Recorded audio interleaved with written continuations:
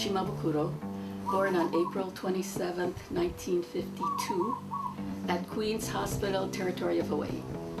My grandfather was Kame Shimabukuro and born in Chatan, Okinawa, and his parents were sugar plantation owners. But because his parents wanted him to get him out of the way because of the draft, because the Russo-Japanese War was happening. So he came in 1905 to Kohala Plantation. My grandmother was a picture bride. Her name was Uto Shimabukuro, and she came from Urasoe, Okinawa. And they had 7 children. My mother was the middle child, and they also hanai'd 2 others.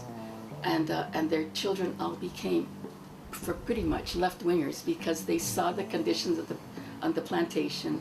They kind of saw the condition of women because my grandfather was pretty abusive with my grandmother, and she worked in the fields. And they also saw the differences between the hierarchy of races.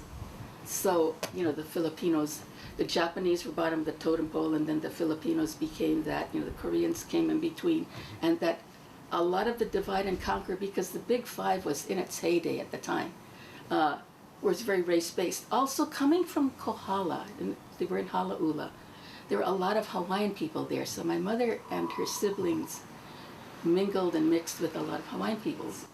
And she went to work for the Department of Social Services and met A.Q. McElrath, and she knew Jack Hall, and so they were Reds for all intents and purposes.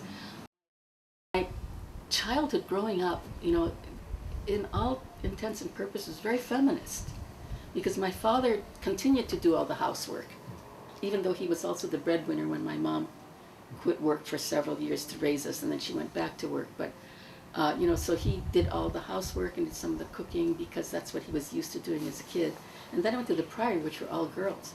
So I had a real hard time understanding boys and men when I was 18 and graduated. The good thing is that you are not, there are no gender tracking, but it was really difficult socially. During this whole time, my uncle and my mom, we were being taken to things like, you know, I mean, I can remember when Pete Seeger came and played, and we went to hear Ralph Bunche speak, and Stokely Carmichael, and I was very active, you know, all this, so very active in all those kinds of things. My parent, you know, my mother, Dick Gregory came. Dick Gregory came. Yeah. You know, later I was living on the continent, but my mom and aunties would go to see Angela Davis, you know, and I was in high school and I knew people like Noel Kent and Jim Smith and all these SDS activists and Hawaii resistance activists, John Whittick. Yeah. That's when we met, right? Yeah. At the Hawaii Resistance. Yeah, Hawaii Resistance, yeah. John, and you know, and Whittick was there, and Whittick was there, and Kohayashi, John Olson, you know, Stan Masui, people like that. Maury, yeah, and they were all older, you know, they were older. Yeah. So I remembered, and then there was an anti-war march that was, for some insane reason, decided to march up to Camp Smith, which is a long march, and I remember my mom having all the water and everything for people. Bill Brundage, who taught English at Iolani, was also there, and he was married to Kay, and you know, he's a little African-American haole child on his shoulders. So my brother was really happy, and that, you know, so all this stuff was happening, and I was very active in Hawaii Resistance and SDS as a, you know, with my Priory uniform, come to meetings in the Priory uniform and stuff like that, and then there was, John also organized a conference in the year 2000, and that's where I met Kalani Ohelo. Kalani had been wait, which John organized? John Whittick. And John and others. That's where I entered the picture. Oh, you entered I remember that they had the Hare Krishnas there, and Dana Bark was there, and Dana and Linton sang, you know, Give Peace a Chance and all this other stuff. And we're organizing the Kalama Valley was afoot. And for me, because I had spent my entire life, I mean, my parents were married at Church of the Crossroads. My middle name is Aiko, after Aiko Reinecke. When Kalama Valley happened, and it was like local people rising up in a very mass struggle, and I met Larry Kamakaviva Ole and Solini Hale, and you know, others. Ray and Pete I knew from the anti-war movement, but they were also active. Edwina Akaka, people who heretofore I had not known because they weren't older older Red Guard, I mean the older guard, neither were they the typical campus, excuse my language, dear brothers and sisters, Hawai'i radicals. And so for me, and it was in motion, so for me that was like a real, it was like when my uncle told me that he discovered Marx.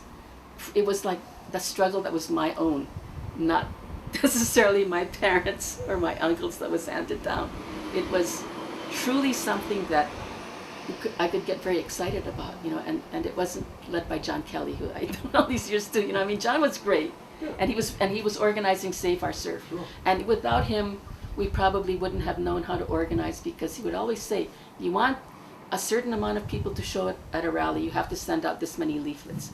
For every, I think, 30 leaflets, you get one person. He So it's built a mass movement. very formulaic, and he, you know, and my sister was in his group, so they would go and testify, you know, hold up the water quality, you know, in Alawai Yacht Harbor and say, this is what the quality of it looks like, protecting shorelines, you know, it was a huge mass movement. But the Kalama Valley struggle was, it was very, first and foremost, I need to tell you and all, is that it was a struggle for justice. It often gets cast as the opening shot of the Hawaiian sovereignty movement, which may be true, because there was also a cultural movement going on, you know, the Casimeros and Peter Moon were singing, and all of this stuff was happening. But it was first and foremost against capital, against the Bishop of State. Very class conscious. Very class or at conscious. least beginning of that, Beginning right? of that, and it was local people. It was not the usual suspects of the anti-war movement on campus. And so it really was something that, you know, Yeah.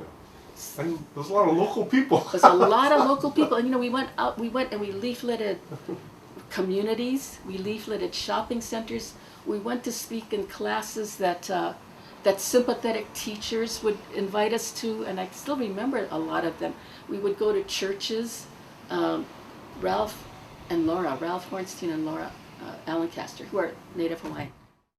But their fire bombings were happening, the weathermen were doing stuff.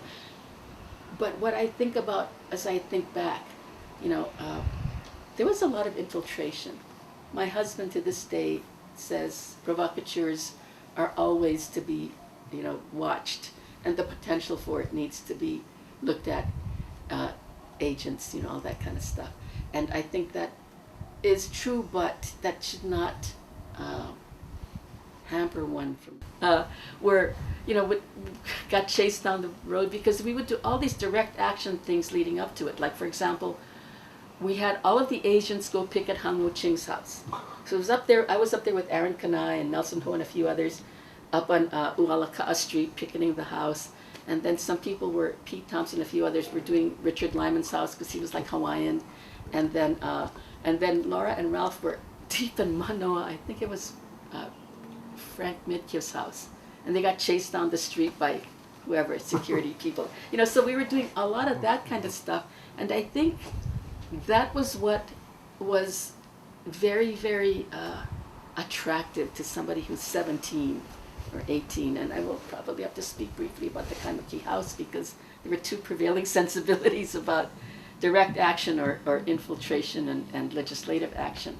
And you know, by then the ILWU, which had been peopled by people, ex-Reds, or people like AQ and Dave Thompson and Jack, were, although there was a split, I think the split, but AQ said they broke with Jack. Still use those terms. I said, why? And my auntie said, because I started acting like a damn capitalist. Like, okay, Auntie Sue. So anyway, so here we were, you know, demonstrating at Kalama Valley. And you know, when you're a teenager, when you're in your formative years, action is kind of exciting. You know, you're not just sitting around reading books and doing a study group, or getting told, okay, don't cross that picket line, or, you know, organizing people and doing things gives a lot of purpose and meaning in life. And it was a lot of fun, and you know, and we were meeting a lot of people aside from the usual suspects.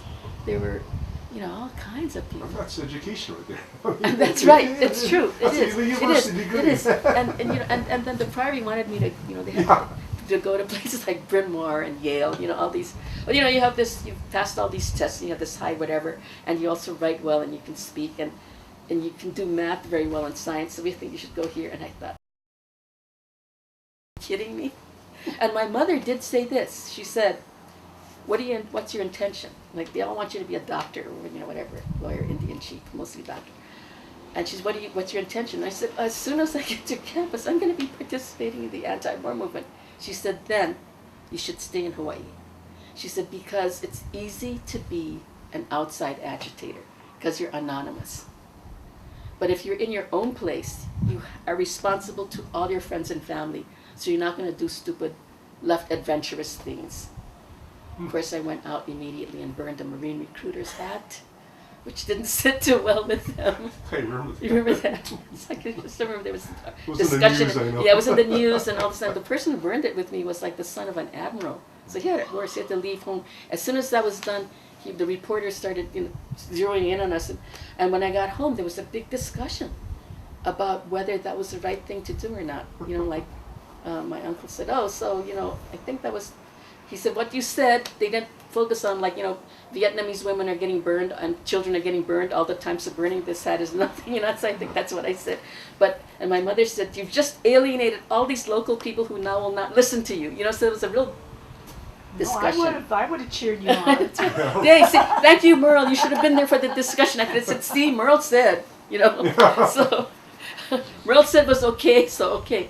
But that was the discussion, because again, it was the direct action versus the, no, we must organize first and then do legislative action. And of course, the truth lies somewhere in between, but at the time it was like, eh. It's important to understand history in its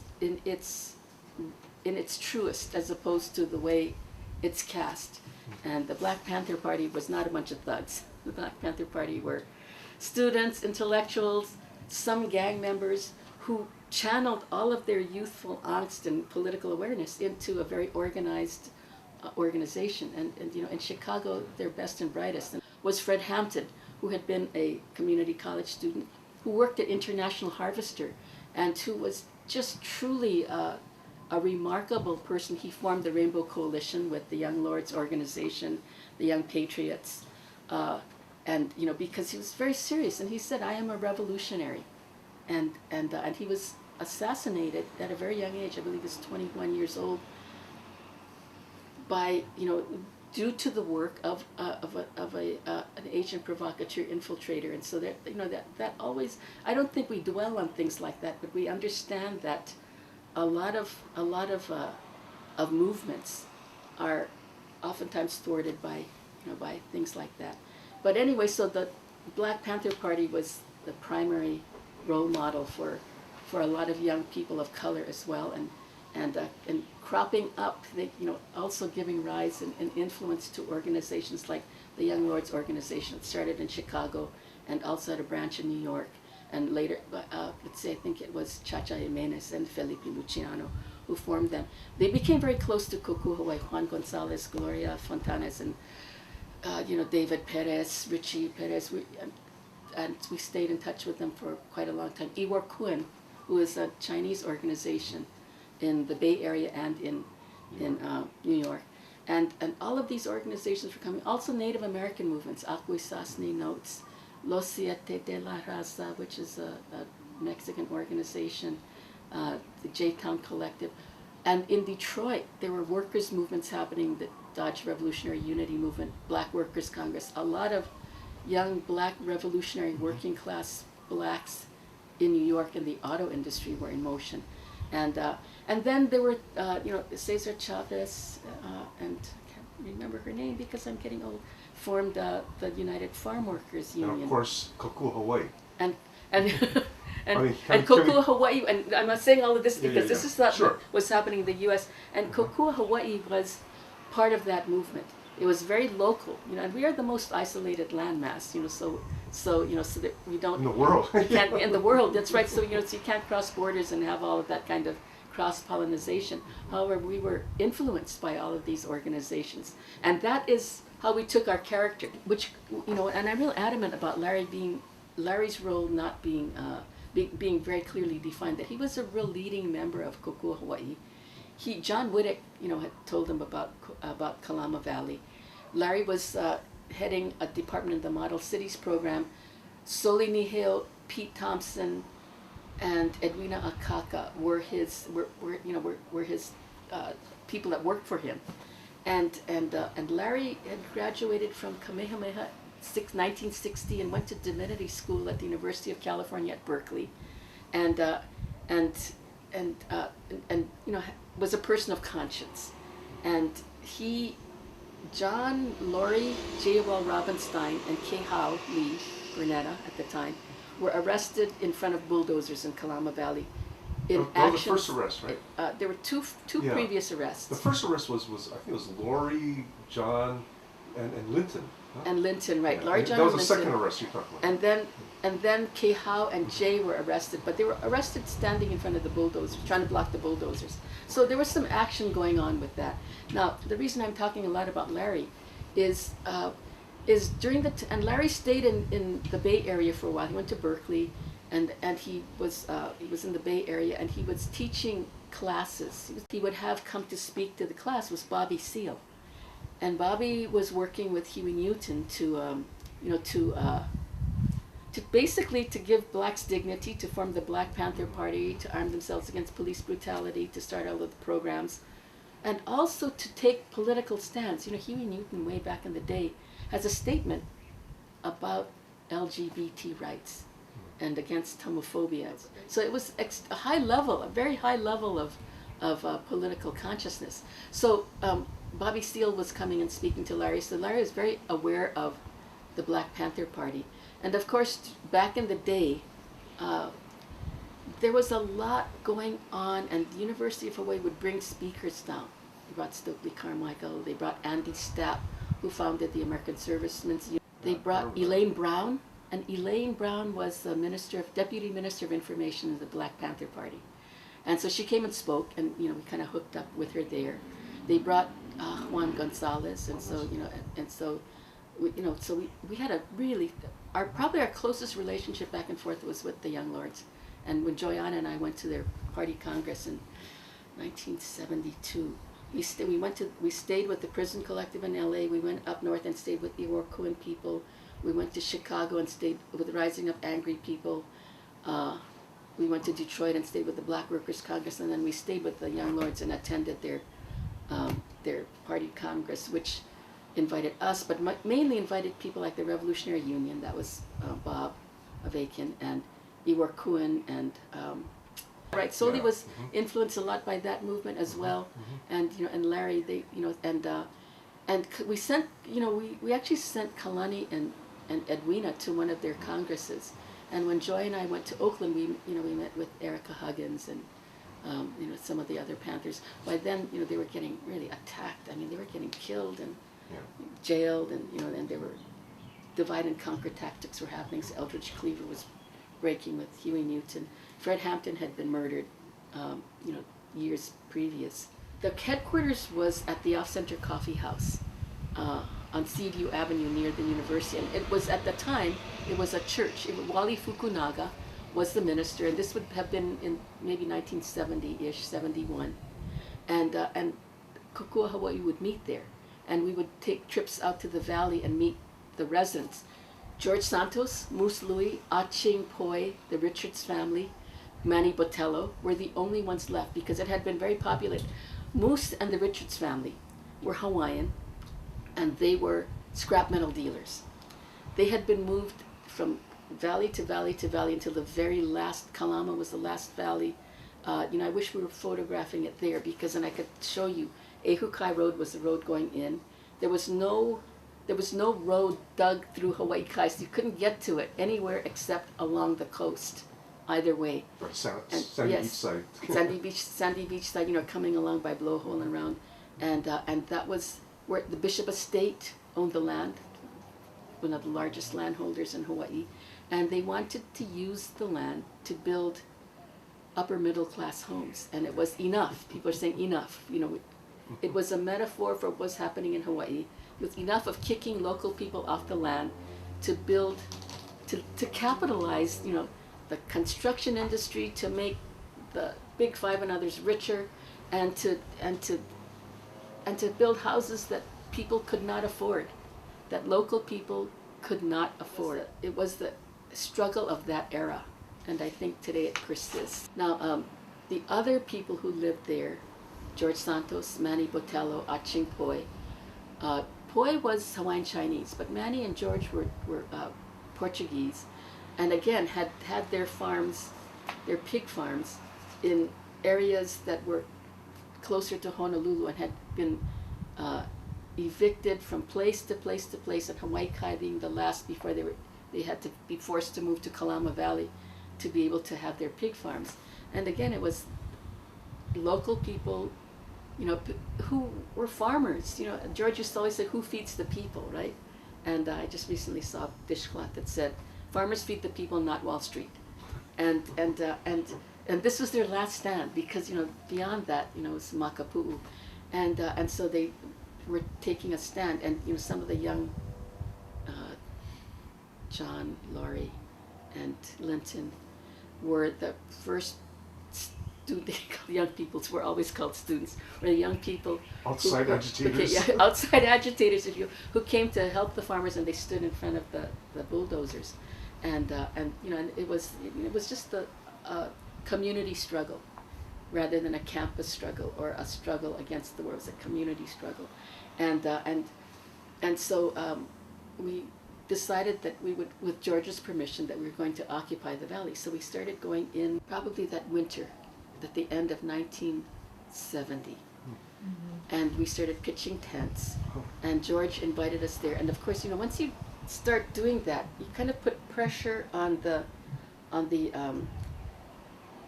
don't know what it's called, the limiting factor. You know, there's sewage, there's food, and all this other stuff. So we started doing things like, you know, doing an occupation. Carl Jung, who had been a medic in Vietnam, was very expert at doing the everyday things. Like, he helped us teach us how to dig latrines. So we dug latrines, and people took turns helping George with his pigs. You know, so I learned how to be a pig farmer up there.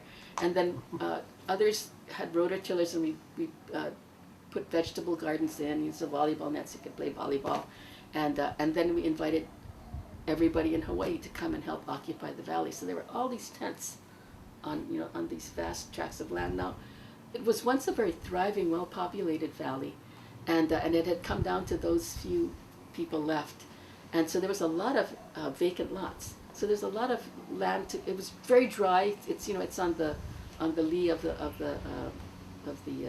rain, so it was very dry, and people pitched tents on these really rocky, dry areas, and you know, and I think for a lot of young people, that was their defining moment.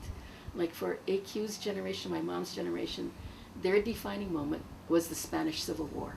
Kalama Valley was the defining moment for many people, whether they were Hawaiian people who were, you know, the Renaissance was happening and the sovereignty movement was happening, or whether they were for young concerned locals for peace that wanted to find a way to have a community input and protest. Gwen Kim came. I asked Gwen, you know, she was a social worker then, and Gwen and Sully they were employed, so they had fancy cars. You know, it was like Sully had a Le Mans and Gwen had a Camaro, gold Camaro, and you know, and she's well dressed. She was always, I mean, we're just like Carly Simon with boots and shawls and all this other stuff, and she would come after hours. Larry Kay, you know, would come when he could because he was working. Edison Ching, you know, I could name all of. We could go look at there's Alan Nakasone, and there's Ray, and there's, you know, all these, and you know, all of the Uchima kids whose father was a professor of music at UH. Steve Jones, Larry Jones's son. He was there too? Yeah, Steve was there. In fact, he's in one of the. You should find the movie. Linton and Irina Jordan did a movie of the occupation and the arrest. They show us being arrested, and that is on film. So this stuff was happening, and then people said, okay, Bishop Estate started to deal. They started to have meetings, wanting to have meetings. And Larry, when you interview Larry Kay, if you already have, was it Georgiana Paddock? And somebody tried to broker a meeting in which they were going to agree to some of the demands that we had, which basically was affordable housing for the people. And Larry points out when he speaks that that today you have to have affordable housing. You have to have mixed use. And then all we were saying was, we don't want upper middle class housing or gated communities for the elite. We want it to be housing for the people of Hawaii. There's a 7-point land program. And it addressed self-determination, it addressed affordable housing, it addressed breaking the land monopolies, it addressed the multiracial nature of Hawaii and how people had struggled, and there was becoming a class divide. Today we know it as the 1% and 99%. And so primarily I will need to tell you that it is a struggle of justice. We were arrested. Okay, what happened was Larry Kamakaviva Ole, who was our sort of nominal leader, decided that we needed to convene a strategy meeting. And Pete Thompson, Pete and I had a big fight because Pete belonged to another group. Yeah, because he was also part of I was with the house, and we were told not to go into exactly. Thank you for saying and that. I was like, what? I was so pissed off. Well, Pete, I was sitting there with Pete. But Pete disagreed with it. He went in, actually. No, he didn't. Oh, I thought I said, how come? He goes, I cannot get arrested. I said, what? And I said, he said, because Herb's. Yeah, I know. We were so and then Herb said. And so then I said, what's wrong with you? What kind of Hawaiian? And he started to cry. And started to cry? No mercy, no. And I said, started to cry. I said, yeah. Wow. I said, this is a monumental thing. It's not like you got to be there, but it's a chance to make a stand. And and you have roots. You went to Leeward. You have all these people. If you do it, if I do it, if others do it, all the people that we know that we're connected with agree or disagree with us. They'll take notice because of the fact that we're there. And so as many people as possible that are there are going to influence many, because it's a local struggle. It's not like the 5 guys that I know and I like from the mainland, sorry, Whittick, and but people like that whose community was basically on campus. These are people who are born and raised and were here for several generations, with a score of generations. Kanaka Maoli came here in the year 1000 or before even, and people know you. You went Punoho, you went Kamehameha, you live in Aiea, but there were they're all, whenever there's a struggle, it's never black and white. It's very complex, and I could understand why there was some trepidation, because there's fear of what's called left adventurism, which the ILW leaders like AQ and those guys were saying we were. But and why I say that Larry is a leader, this story must be told. We were having a meeting, and it was in George's house, and there may be a core group of people, and people said, okay, we're influenced by the Black Panther Party. Are we going to bear arms or not? And I think that's what the trepidation for some people said, that don't go. It might be. I don't know. I think there's.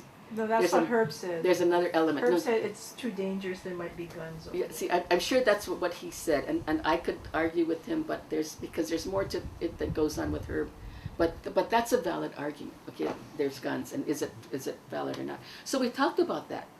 Now people were saying, okay, well, the Panthers carry guns. Okay, the Panthers are getting murdered by the police every day in their community.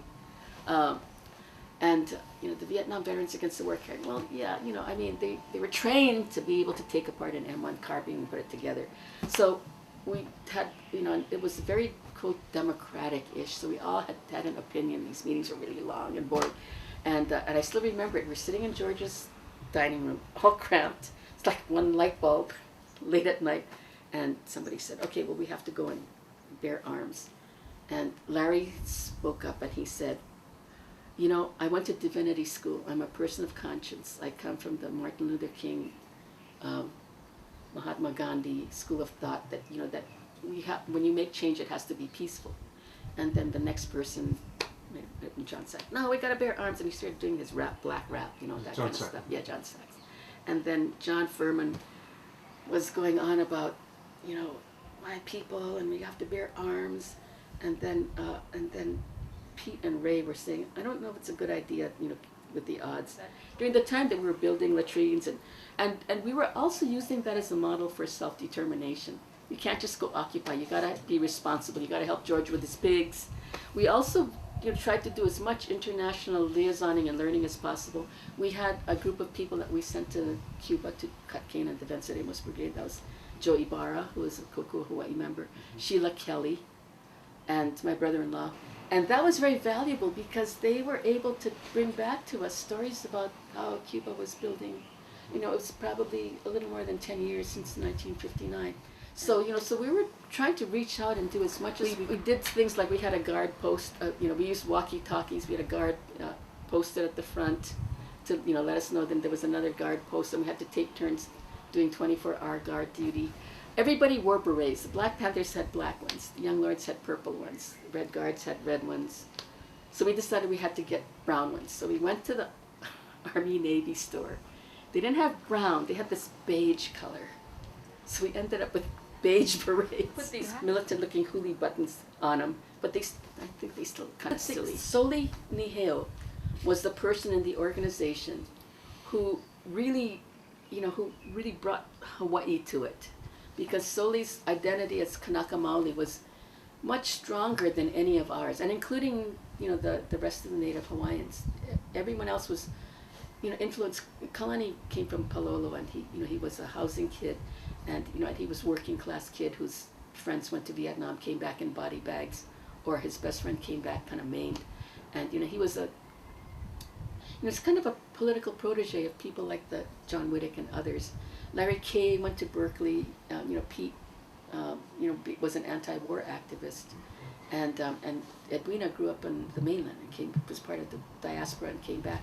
But Soli was like, he really was Hawaiian, and he really infused the whole pride in Kanaka Maoli and in the poi pounder. And I don't think he spoke Hawaiian, but he was very proud, and he brought that Hawaiian pride into it. He also was the person that helped us to make alliances with Pai Galdera and the Hawaiians in Waimanalo. We also, went out to, reached out in various communities. Like we reached out to the Kahaluki Project, and we became very close to Randy Kalihiki and all of the youth there, and they were part of our, the group. So we did a lot of work and liaisoning with different organizations, and also organizations who were in eviction trouble, like Kalama Housing, where I'd live. The Niu Malu people on Kauai, Mokaia and Eva, and and all of those different eviction struggles that were going on. Ota Camp, all of those were, we went to work with those people because of the Kalama Valley struggle. So it kind of started a communities in protest movement. Ray was our Minister of Information or Education, something like that. Linton, was the chief information. Kalani and I were the defense people, and Larry was the chairman. Soli was the resident Hawaiian Kanaka Maoli guy, and Linton did a great job of putting out Huli, the newspaper, and Ray did a lot of education. So what happened was, Bishop Estate was giving out working together innuendos and negotiating innuendos. So they actually called Larry Kay, because Larry Kay represented their best and brightest. He was a Kamehameha graduate, and he'd gone to college, and here he was like protesting against them. It's like, oh my God, what are we gonna do? So they tried to broker meetings with him. Ed Michaels was Bishop Estate's liaison, and the night we weren't sure if there was going to be, we kind of prepared for an arrest, but we weren't sure when it was going to be. And the night that Larry Kay went to stay at his mom's house, because he went to go take a shower and do all this other stuff, was the day before they were going to come, and they were going to come at dawn. And Larry Kay tells that you have him on, I'm sure he talked about that. The Ed Ching called and said, well, they're coming, or they're here. And immediately what they did was they blocked the valley off so people couldn't pour in to be arrested. So, and it was early, so there were only 32 of us, because it had swelled to hundreds at times, right? And Pierre Bowman has written a lot. He was the reporter who came in all the time, and he's written editorials, and he's written other things. When Waihole happened, he said, I remember Kalama Valley, and there's a picture of George and Ray and me walking with shovels because we're trying to dig gardens. So, so all of that, kind of led up to what's going to happen. And the night before, it's May 10th, I guess, they kind of were assembling. They had all these sharpshooters around the ridge. Good thing we weren't carrying arms, right? Or sharpshooters around the rims. And they had all of these HPD guys. Now, Sam Lono, the Kahuna Lapa'au, somehow got into the valley. So Sam Lono was there, which added Soli was not there, Larry was not there, and they were key Hawaiians that were in our organization. But Sam Lono somehow showed up. He did not come and occupy the valley, but he came and he was wearing his kikepa, and he had his bowl and tea leaves, and he came. He was there on the day of the arrest, and I remember that the HPD was there. They were there in like huge rank and files. That the picture that with the Yankee Go Home sign is taken from behind the police lines. So you see all these cops standing, the house, Kokua Hawaii, and then a big white sheet that said Yankee Go Home. And I remember, we were up there singing all kinds of stuff. We're singing like Kamehameha school fight songs, and we're singing We Shall Overcome, and Ehuli Mako, and Sam Lono, whenever the cops tried to advance, he would yell at them in Hawaiian, and he would throw salt at them and shake the tea leaves, and they would back off like that. It was really interesting because that was a real strong cultural. I still remember seeing that and going, wow, that's pretty amazing. And then other cops would try to move in, and then he'd yell at them and throw stuff over, and they would back off. It was very interesting that they were trying to come en masse, and he would stave them off. And Mary Choi and Roseanne Ng and a young man named Bambutu, who was a resident of Moose Louis. Moose had a whole bunch of young guys hanging out at his house. Those three were sitting on George's porch. So the rest of us were up on the roof. That was our strategy. What are we going to do? We're going to go on the roof and we're going to try to make a stand. They can't come and get us. And so there are 32 of us all together. And I still remember that Sam Lono's presence at the time was pretty interesting because heretofore, it took a character of being local people and with some Hawaiian character, but Sam Lono really lent it that spiritual, stamp of approval. And he was really like angry. And the cops, mostly Hawaiian, right, they were like, oh my God, this guy is cursing us, right? Oh no. So the powers that be, the plainclothesmen, as it were, put a ladder up, and they came up and they started to talk to us. And our plan was that we weren't going to resist. We were going to do the civil rights resistance, where you kind of just go limp and they have to drag you down. And it was kind of hard for them because they were on this ladder at the roof. They came up and they spoke to us, and we thought, okay, we're going to go peacefully rather than armed. So so they took us off the roof, and they took us. How did they get you to go down from the roof?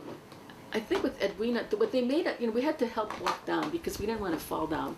Otherwise, they were going to probably. They're like pulling. Yeah, they weren't that.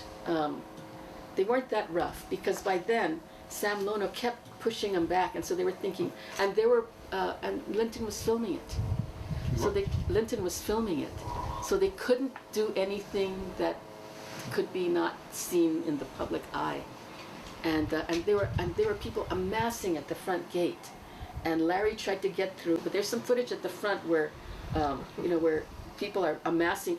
There were a lot of people, I can't say hundreds, I don't know because I wasn't out there, just amassing at the gate because in those days we had no cell phones. So people had to do it by word of mouth. And I know that Chucky Kim's younger sister, Celia Kim, told me recently that her mom, there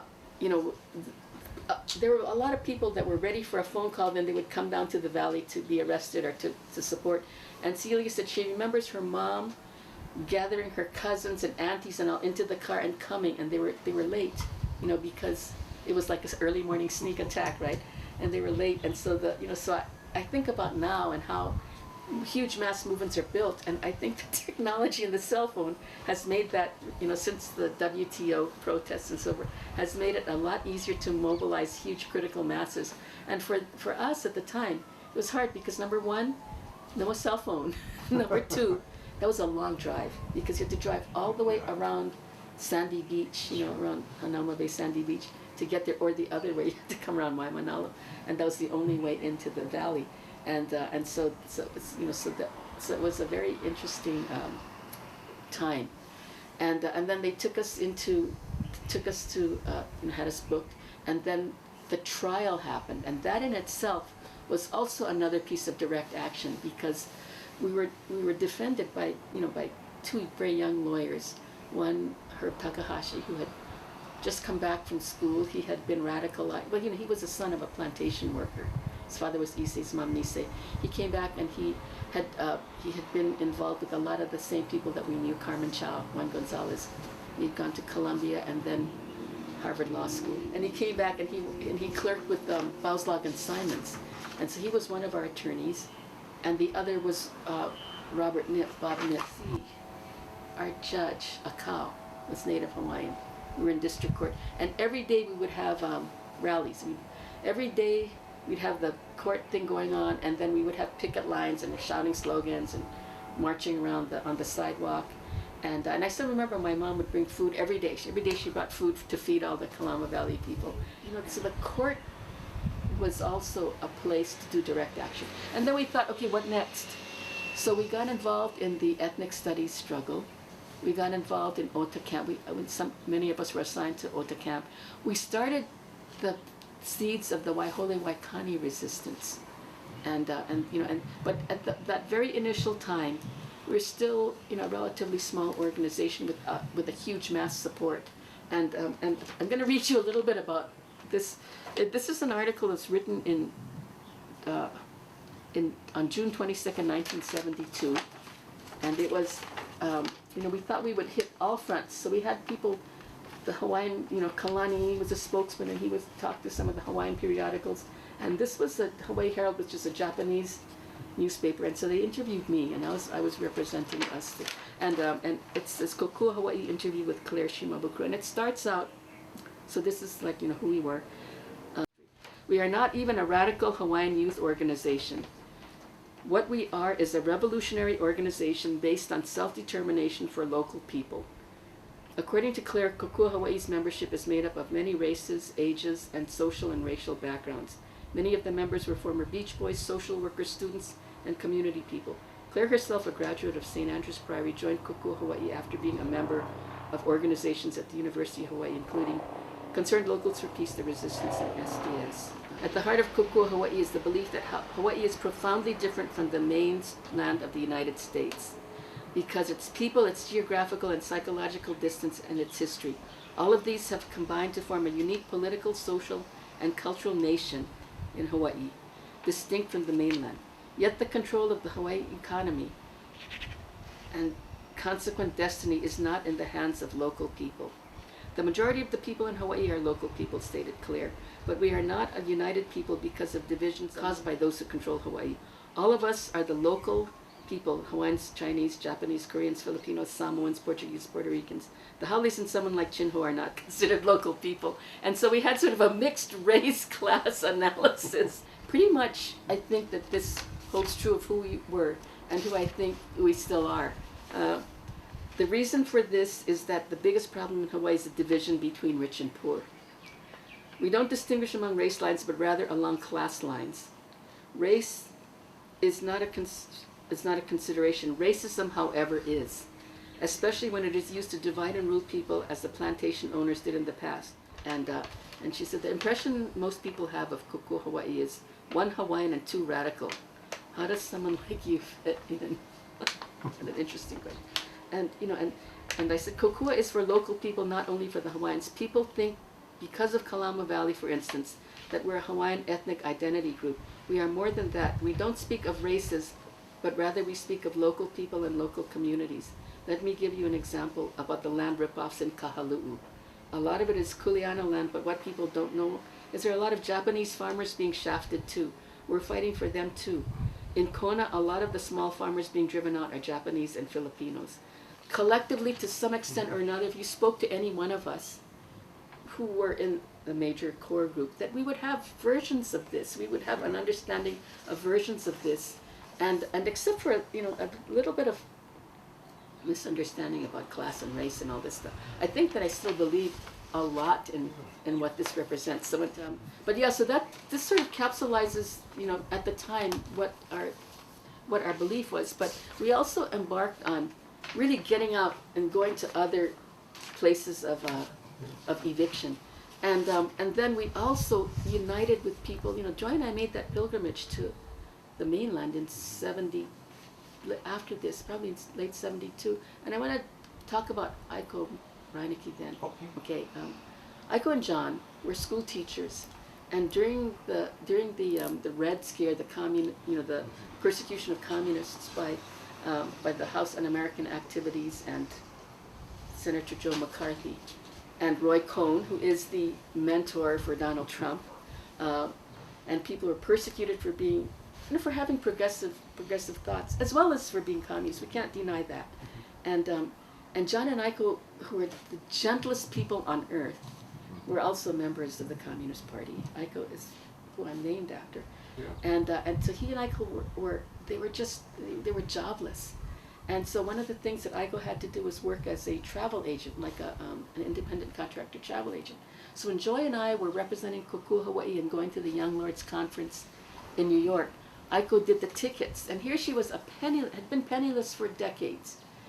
After she finished the ticket, she gave me an envelope, and she said, "This is for you." And inside it was, big money at the time. It was $25 in cash that she was giving me from her, just from herself. And when you think about, I was brought up to say that, okay, what is communism? Well, communism means you believe that the wealth should be shared. And, so she was kind of practicing that. Sometimes I think in Hawaii we can get a little too insular. So, the whole concept of think locally, act globally, sometimes it's like think locally, act locally. And, and so to act globally is, a great thing. Another person, we spoke to people like Jack Kimoto and Charlie Fujimoto, both of whom had been indicted in the Smith Act, and Koji Ariyoshi, who not only knew Mao Zedong and Zhou Enlai in Yan'an, but also started, opened one of the first doors to China, and eventually became the elder of the UH Ethnic Studies Oral History Project. So, so to be able to learn from all those, John Dominus Holt, we would go to his place, tell us how to pronounce words. Like it's not Paio, it's Paio, because Holt was, he was one of the upper class Hawaiian people, but he was also somebody who retained some of the Hawaiian culture. Another very, very active member of Kokua Hawaii, who was like an underground member because he happened to be Kapoi Haole, was Gene Parker. And Gene, Gene fed the pigs. Gene, he and I used to be part of the crew that would help George Santos when George was relocated to Waimano home, because one of the conditions was George's pigs and others, they had to be relocated to a place where they could continue to do their work. So George's pigs were taken to Waimano home because there was an abandoned pig farm there. So Gene was really great. George liked him a lot because he was a real hard worker. And during that time after Kalama Valley, everybody had pig farm duty. We rotate. George would drive his old truck through Hawaii Kai, and he had no lift gate, and we had to lift these huge, 55-gallon drums of slop. I don't know, to this day I don't know how we did it. Breaking, I think I got my first back injury by doing, so we lifted all of those and put them on the old truck, tied it off with a rope, this all old slop gun, and we'd come through Kaimuki, and all those old mom and pop diners, they would leave their slop out, because we started at 4 in the morning, and he would do it from Kalama Valley, but this time we're going this way, so we'd stop, and then we'd stop at one of the diners in Kaimuki, eat breakfast. And with George it was coffee and cool cigarettes, and Ray and I and Gene were his helpers for one day, so we'd sit there, maybe toast with the bright red jelly, God, I must have had all this red dye, and drink coffee, and then we'd go drink this big slop and then we'd go to Waimano home and pour them in this old cooker, cook the food, pour all of the grain in there, mix it up, and then, but the first thing we do is you have to wash the pigs. So we take the hose and wash all the pigs and wash all of the pens, and we did that in Kalama Valley, but we continued to help George with his pigs after that. So, and Gene was a really hard worker, and he was also somebody who, and I want to talk about him because he was a member of Kokua Hawaii, but he was, many leaders are the chief evangelist. They're like, they can speak. They're the guys that can talk, but no one person makes history. the masses make history, and everything is always collective. And the one thing I think I learned from Gene, and it's a real hard task to do, is he did not, and Mao Zedong uses the term liberal, and in this case it's a derogatory thing. In other words, being not really being confrontative or struggling for the truth or just holding back. And the one thing about Gene is he was no shame to go and talk to you when people had doubts or they clammed up. And I watched him do this with Kalani's wife, Lucy Yoshinaga, and Lucy is one of the Kalama 32. She goes by Hanako. And I remember Lucy was, pretty young. I think she's your age, Merle. Mm-hmm. And she's never the youngest, and she would sometimes clam up because she was real tough. And Gene would, and so, and it's forbidding sometimes, and people have that forbidding thing like, don't come around me. And Gene would actually reach out and he'd say, he'd draw out of her why she was, upset. And he was really great that way. So I learned from him, when I became an organizer much later in Chicago, and I organized workers, or when I became a manager in corporate America, or, an executive director, a community organizer, is not to just let them go. Because, sometimes as locals I just let them go. But, but really, without being in your face, say, like, what's on your mind? Why are you upset? And Gene had that, and I think that was a really valuable skill to have, not only as a leader, but as a, for lack of a better word, I'll say consensus builder.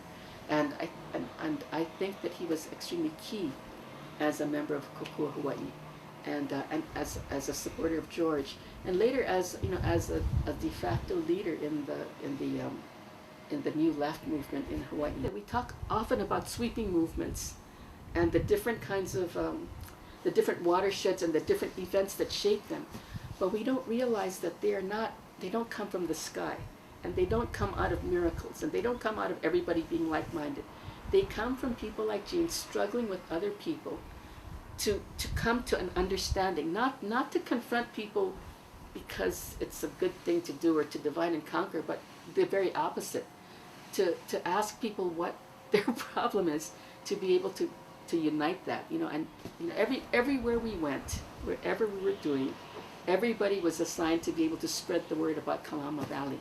But you can't do that if you don't know each other, and Gene really, helped to do that, to get to the bottom of every person's story, and to actually to give people confidence and self-worth. And I think that's exactly what he was doing with Hanako's, because you got to understand that all these other guys were like macho or older, like by 10 years even, and far more experienced not only in movements but in life, and movements are made by that human touch.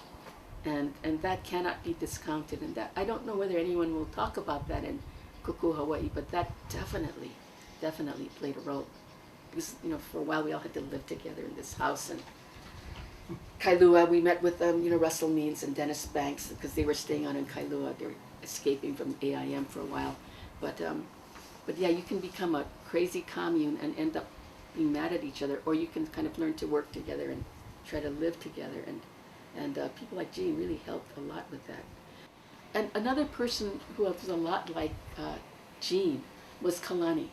And I think because Kalani had disability, he really had that consciousness of being kind to people, or to be, to get to know people. And I know it's hard for me now because he died 2 days ago, and so it's all the people that were close friends are they're not around. If you start with a revolutionary being motivated by feelings of love, and that's your premise, then that carries throughout.